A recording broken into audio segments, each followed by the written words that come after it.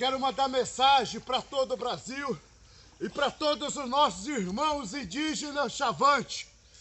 A minha família Sererê Chavante apoia irmão Bolsonaro e apoia desenvolvimento, agrosoja, lavoura, pecuária, a tecnologia, investimento, capital, né, dentro da nossa terra indígena para todos os povos originários do Brasil. Respeita, honra Bolsonaro, como nós, a nossa família aqui, mandamos mensagem, porque nós respeitamos, honramos a autoridade constituído por Deus e eleito por todo brasileiro. Deus abençoe em todos os nomes de Jesus.